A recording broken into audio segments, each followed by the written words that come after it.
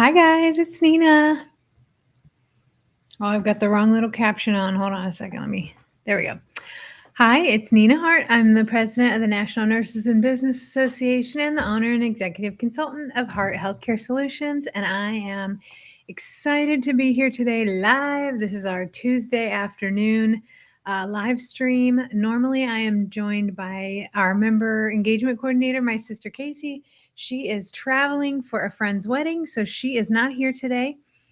And Jed is providing moral support while cleaning the garage. So I'm on my own today. So if you're here with me, let me know in the chat and keep me company so I don't feel like I'm all alone.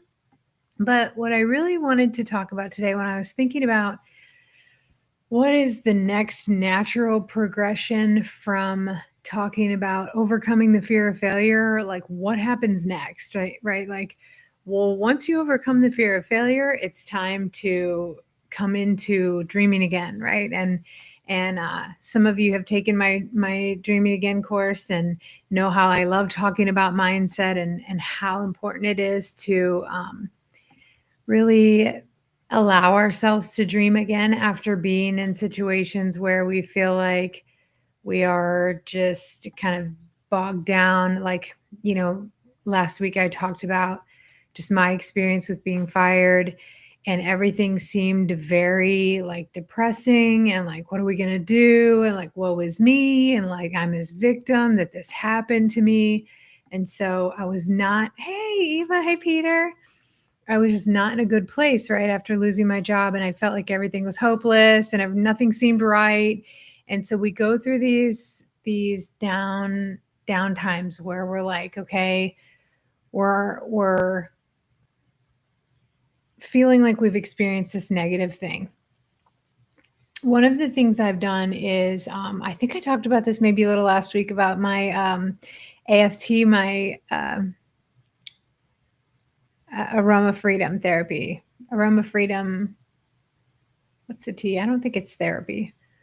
But it's similar to the emotional freedom, EFT, like tapping. If you've ever done EFT sessions, AFT is really familiar with, similar to that, except you smell oils and you think about a time when you worked through something and you channel these memories. And the purpose of doing all these things is to like awaken possibilities and work through like negative feelings and reprogram your thinking to positive feelings. So that is kind of what we work through when we go through these. We work through this fear of failure. We overcome this really scary thing. And then we're faced with this new opportunity, this new exciting thing, these possibilities, right? I got fired. So there's new possibilities were presenting themselves when my first client ever asked me if I wanted to do consulting from my house and audit his charts, right? That opened this whole new realm of possibility that I didn't even know was there. So the next thing after that is we start to have ideas, we start to awaken, we start dreaming again, we start that possibility mindset. We transition from that fear of failure and lack and loss and scarcity to like abundance and possibility and dreams and what if I could and what if this is the chance, right? And so I wanted to talk about this today because one of the biggest challenges that nurses face when they step into business is not that they don't have any ideas of what they should do. Most of the time with nurses that I talk to, they have too many ideas. They want to do everything at once. They want to do all the things, right? And so, I'll talk to nurses who will have like 6 different things they're working on. That's amazing. I love that. I also have 6 different things I'm working on.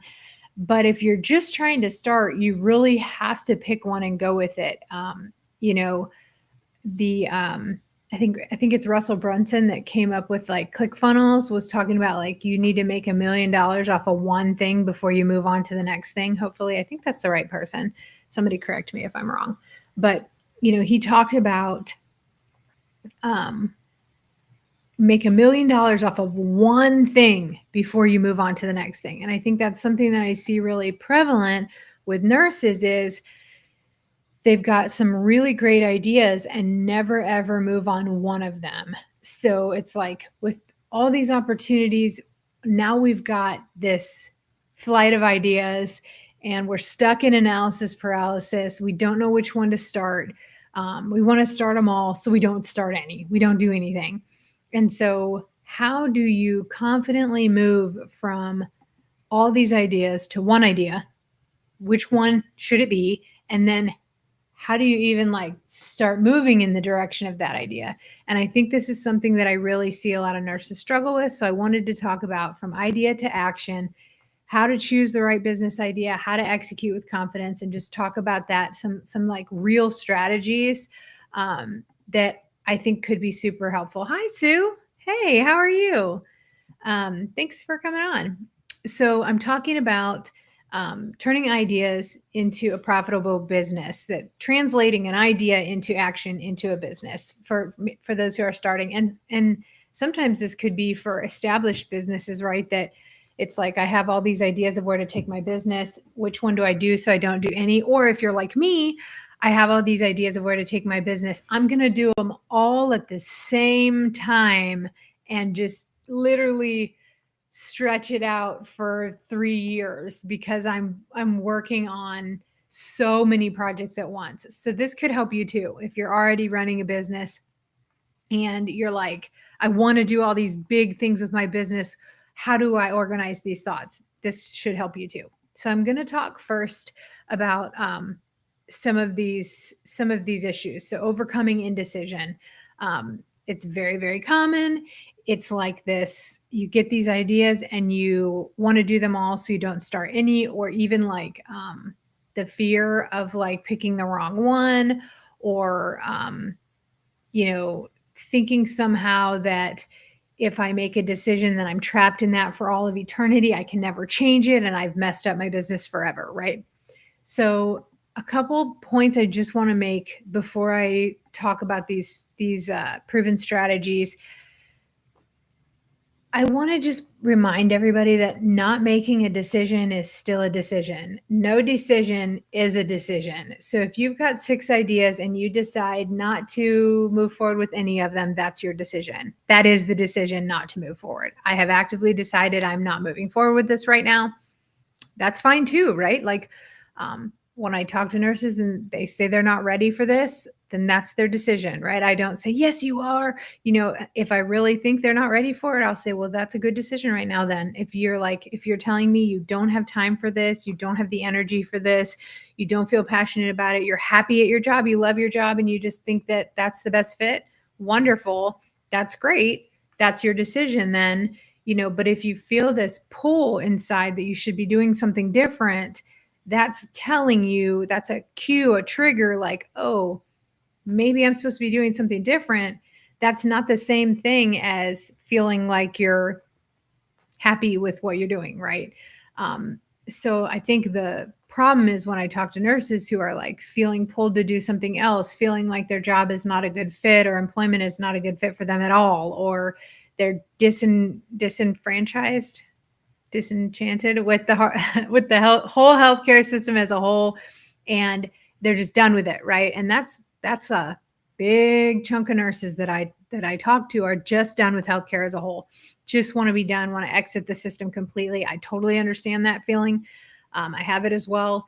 And so I think that that's different than just feeling like, well, maybe I just need to take a vacation. So when you realize that you sense that internal trigger that it's time to do something different, you have all these ideas of things you want to do. Here are the problems that I see with the ideas that nurses have. The biggest problem I see is that they're just picking up what they saw on Facebook. So they saw on Facebook that they could do, be an influencer. Nothing wrong with that. That's great. If you want to be an influencer, there's nothing wrong with any of these things, of doing any of these things. The problem is that they're not doing it from a place of, here's where my expertise is. Here's where my passion is. Here's how I want to change the world. It's like, oh, I saw an ad for, what are some very popular life coaching right?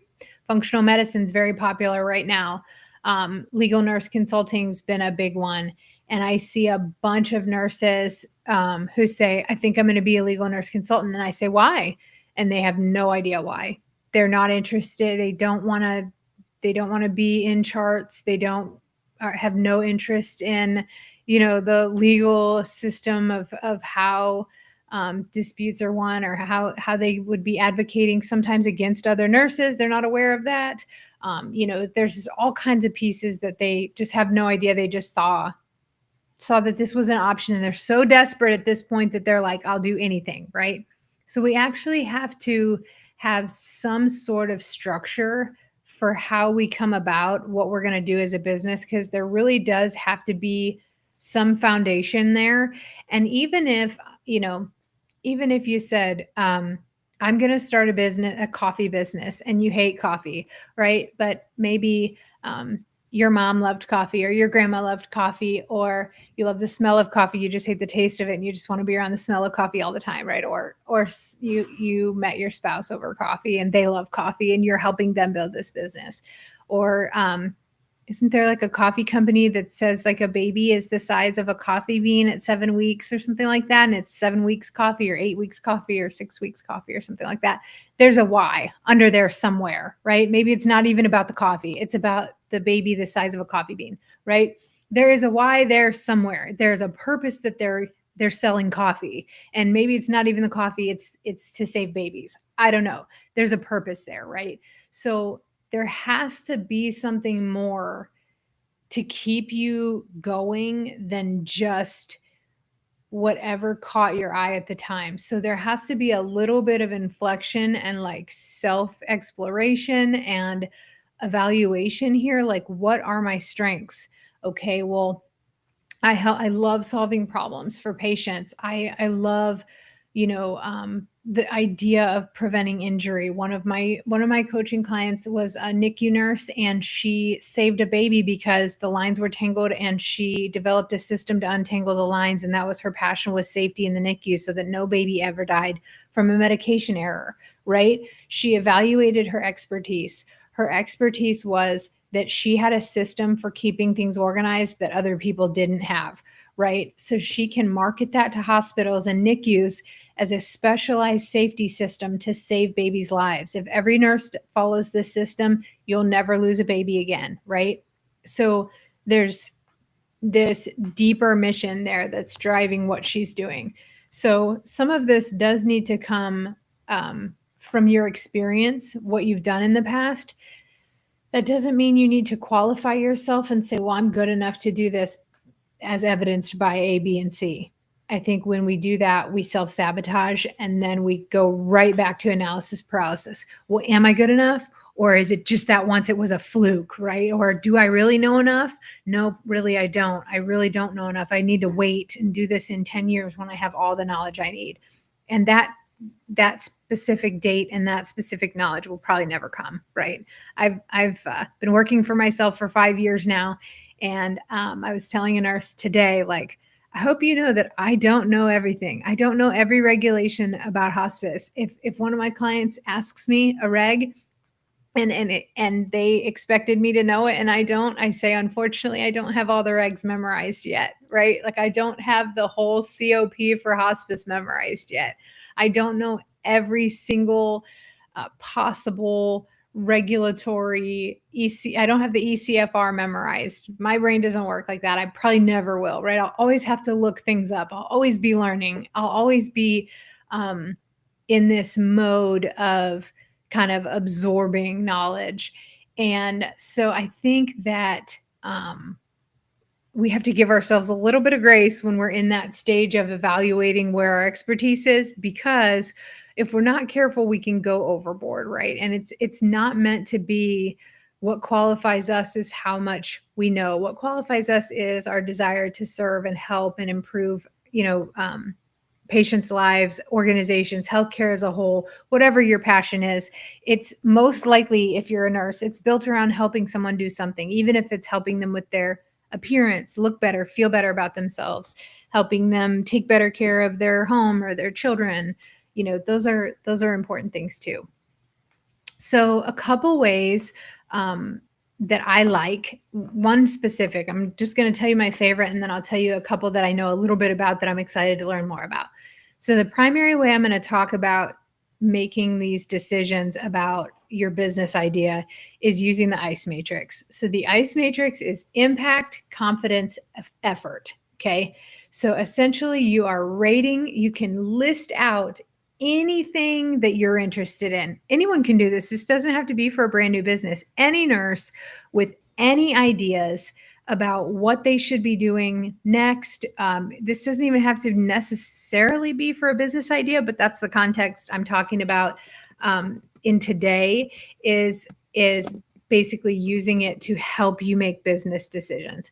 So I'm going to put this in this in case you want to look it up. I think I read about this in a book somewhere, but I wish I could remember what book this was from. But it's called the ICE Decision Matrix. And again, it is impact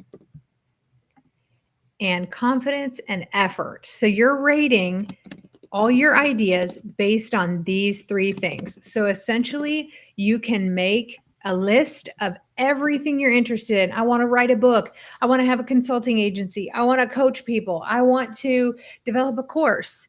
I want to make a policy and procedure manual based on whatever it is that I'm good at.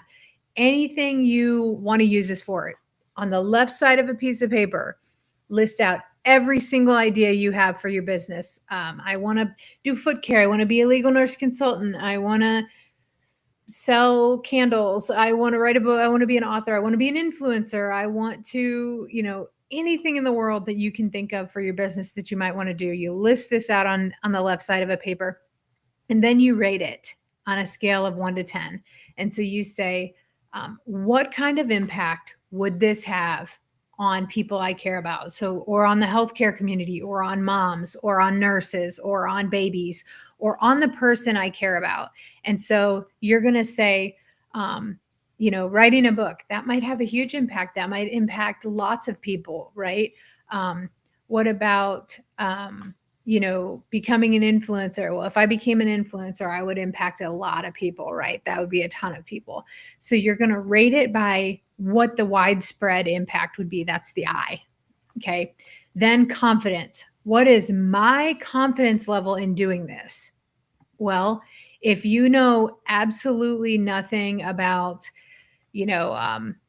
auditing charts or, the legal system, maybe legal nurse consultant is not the best, or coaching. If you're terrified to tell someone, your thoughts, and you don't really want to be on Zoom, or you don't want to have a lot of like really personal conversations, and that grosses you out, your confidence in coaching is probably pretty low, right? That might be lower than writing a book where you can just put your whole opinion out there for the whole world. That might feel better to you. I don't know. That might be a 10. Maybe writing is like really what you're gifted in, like Peter, right? So you might love writing and feel really strongly that you are confident you could write a book. Peter is probably a 10 out of 10 on writing a book. He probably feels really confident in doing that. That might be something he has a very high confidence level in. So he could rate that a 10 out of 10 on writing a book. Then the last column is effort. So I know what impact it's going to have. I know how confidently I could do it. How confident am I could execute it? What is the effort level I would have to put in to make this happen? So maybe if you wanted to make like a PDF ebook on, I don't know, how to meal prep for 12-hour night shifts for nurses, and you already have all the recipes for meal prep, and you already have a Google Doc with all of them in it, and all you would have to do is submit it to Fiverr or Upwork, or find somebody to format it in a beautiful PDF on Canva. Maybe that is a very low effort for you. That's going to be like a 2 on the effort scale, right? You could easily do that. So that would be a really low effort task that you could accomplish. But maybe something like, if you wanted to take a course, or if you wanted to get functional medicine certified, let's say, and you were like, wow, well, I really don't have the money to do that or the time to do that right now because I'm working full time. That's a really high effort task for you to be able to accomplish that. Or if you wanted to write a policy and procedure manual, for me, To write a policy and procedure manual would be a 10 out of 10 effort. Maybe my confidence is pretty high that I could do it because I'm really familiar with the regs and things like that for hospice and long-term care.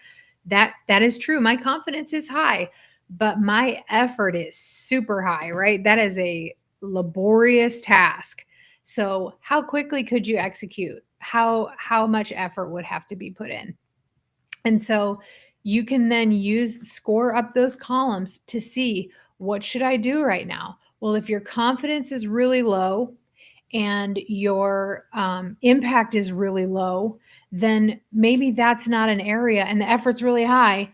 You probably don't want to do that area, right? But if your confidence is really high and the effort is low and the impact is high, then you definitely could do that. So this is a way to find out something that you could execute very quickly. And that's the goal, is when you're listing out all your business ideas and you're not sure which one to go with, and you're like, I'm not sure which one to start with, which one should I go with? This is just a way to organize all your ideas and rate them from highest to lowest to say, okay, well, I know where I feel the most confident. And you could honestly go with that if you wanted to, or I know what's going to be the least effort. I tell people a lot, like, path of least resistance here. If you have 6 ideas and one of them you could get out of the box today and execute today, do that, right? Go with that, because sometimes you need a quick win. Sometimes you just need to get something out there. Sometimes you need to feel like you're moving, you're taking aligned action, you're going in the right direction. So the ICE Matrix is my tool of choice to find your best business idea and move forward with one of them, the top rated one. One thing I'm really excited about is Karen Retardo at the NNBA conference in July. She is doing a session on aligning your strengths with serving your clients. And that's not the exact title. You can see the exact title on the website under the conference information.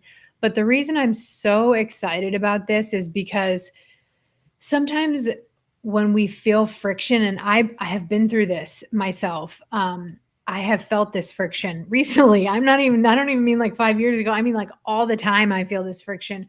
When we are doing something out of our strengths, and when we are trying to people please, or we're trying to, push and grind and get through stuff that we feel like has to happen, and we put this expectation on ourselves that no one else has usually, we create this situation that is really uncomfortable. We're out of our strengths. We're not working in our strengths, and we are pushing ourselves, grinding, right? Working to try and compensate for not being in our strengths. So I think it's really, really important to understand how working in our strengths better serves our clients and our business, ourselves, right? Better serves our success. Here's the conference agenda. You can find her session on there. It's on Saturday. It's from strength to service, aligning your talents with clients' needs. I'm super excited for this session. I can't wait to hear it, because it's something that I think is really important for all of us. So using the Clifton strengths, or another, I think there's a strengths finder. Maybe that's the same thing. There's a bunch of different assessments you can take to find your strengths. I remember one of them, and maybe this was Clifton Strengths or the Strengths Finder.